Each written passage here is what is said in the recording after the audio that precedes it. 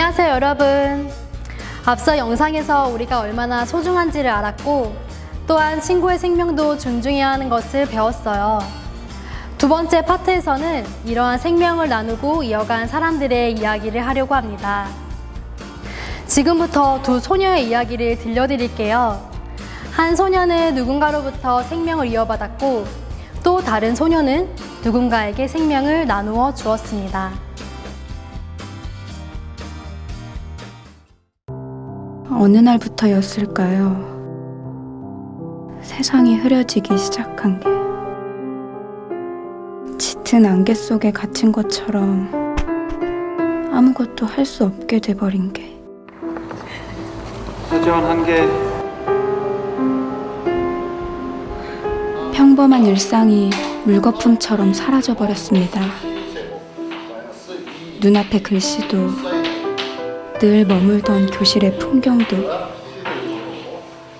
친구들과의 즐거운 순간들도 점점 보이지 않습니다. 언제 찾아올지 모르는 실명에 대한 두려움에 모두 포기하고만 싶어집니다. 하나님, 제 기도 듣고 계시죠?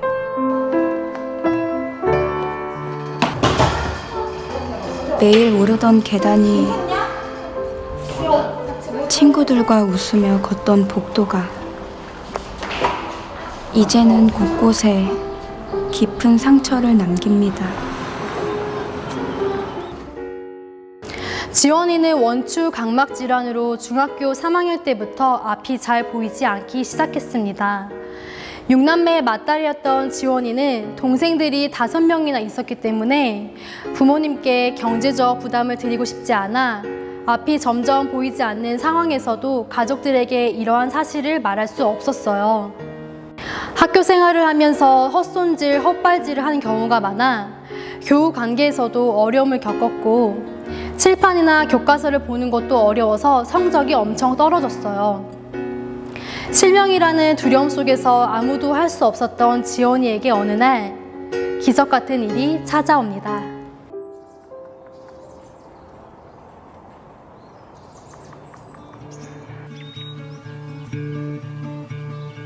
빛을 잃은 수많은 사람들 중에 저에게 찾아온 기적. 볼 수 있다는 것이 얼마나 감사한 일인지 이제야 깨닫습니다. 고맙습니다. 정말 고맙습니다.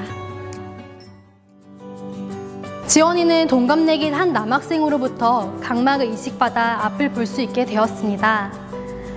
힘들고 어려울 때마다 간절하게 기도했던 지원이는 다시 앞을 볼 수 있게 된 것입니다.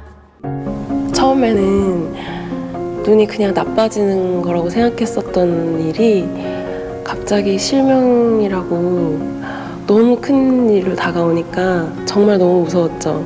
그래서 더 간절하게 더 열심히 기도했죠. 가끔 만약에 내 눈이 아직 보이지 않았다면, 아직 실명 상태라면 하는 생각을 해요. 그때마다 너무 고통스러웠던 시간들이었어서 그런 생각을 할 때마다 드는 생각은 감사함, 진짜 감사함 뿐인 것 같아요.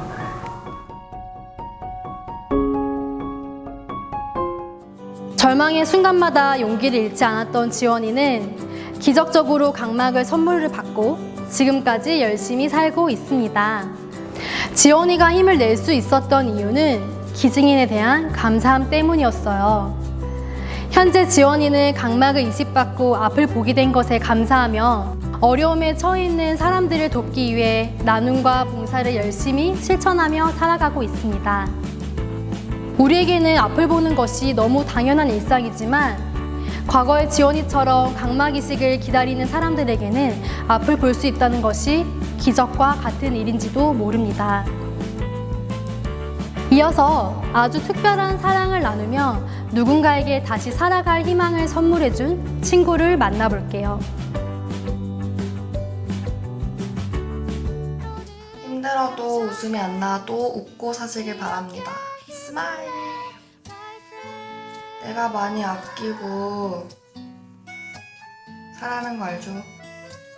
나는 열심히 살을 빼고 공부도 열심히 하고 졸업해서 가겠습니다. 꼭 만나는 걸로. 똘망똘망한 눈망울. 친구를 향해 응원의 메시지를 보내는 천진난만한 18살 소녀 김유나양. 제주에서 태어나 자란 유나는 온 세계를 누비는 스튜어디스가 되고 싶다는 꿈을 품고 고등학교에 올라갈 무렵 어학 공부를 위해 미국으로 유학을 떠났습니다. 하지만 세계 곳곳을 누비고 싶다던 유나의 꿈은 지켜질 수 없었습니다. 유나에게는 무슨 일이 일어난 걸까요? 2016년 1월 23일 유나는 미국 애리조나에서 등교하던 중 갑자기 교통사고를 당하게 되었습니다. 제주에 계시던 유나의 부모님은 소중한 딸의 사고 소식을 듣고 곧바로 미국으로 건너왔습니다. 하지만 미국에서 만난 유나는 부모님을 알아볼 수 없었습니다. 의식이 전혀 없는 상태였기 때문이죠.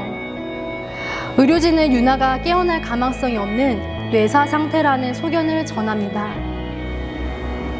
충격적인 소식에 유나의 부모님은 큰 슬픔에 잠겼지만 평소 동생들을 잘 챙기고 어려운 친구를 잘 도와주었던 딸의 모습을 떠올렸습니다.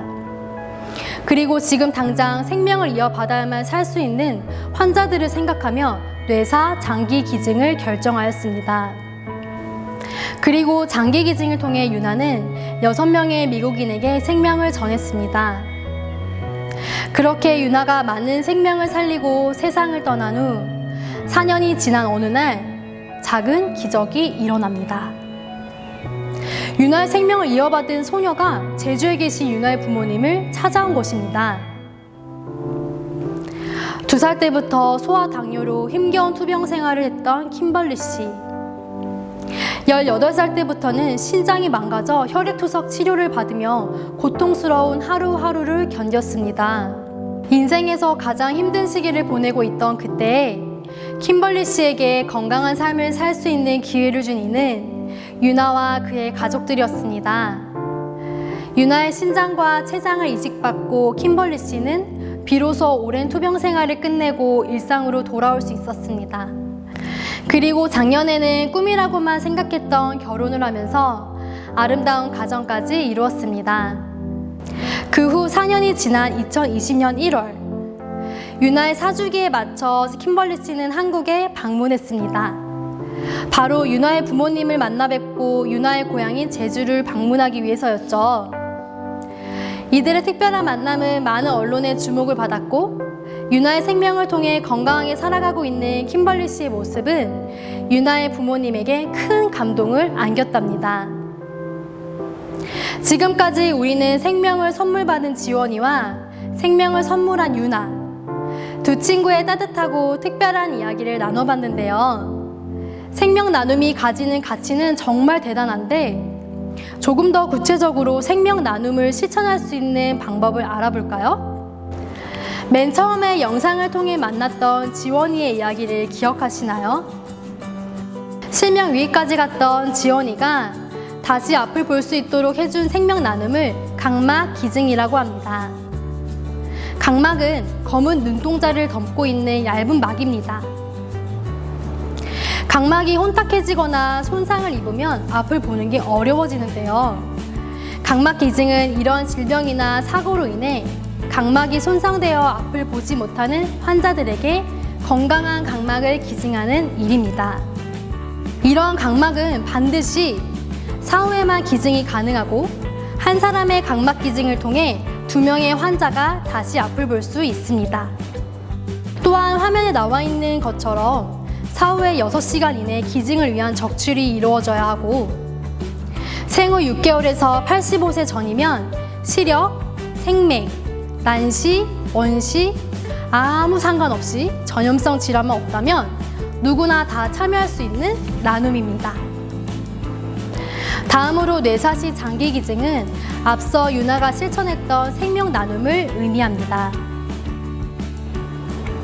뇌사라는 것은 식물인간과 다르게 뇌의 모든 기능이 정지되어 회복할 수 없는 상태를 말하는데 이때에는 인공호흡기를 달고 있다고 해도 보름 이내에는 반드시 사망에 이르게 됩니다.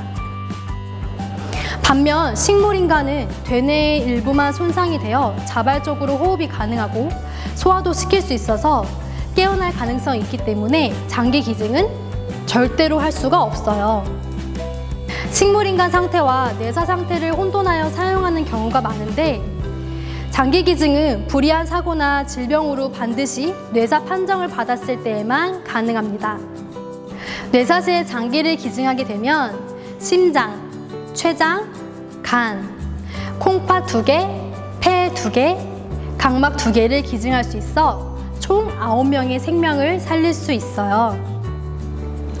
장기 기증 희망 등록은 먼 훗날 나에게는 더 이상 필요하지 않는 장기를 나누어 누군가의 생명을 살리는 데 함께하고 싶다 정도의 의사표시를 하는 것을 말하는데요.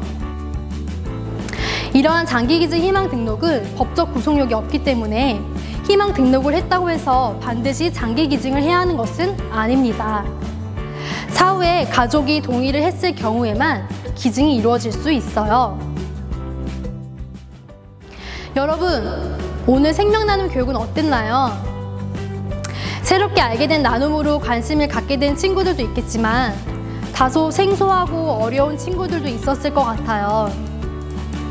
그러나 생명나눔이라는 것은 주변의 이웃들을 돌아보고 힘겹게 병마와 싸우고 있는 환자들에게 희망을 전하는 의미임을 잊지 않으셨으면 좋겠습니다.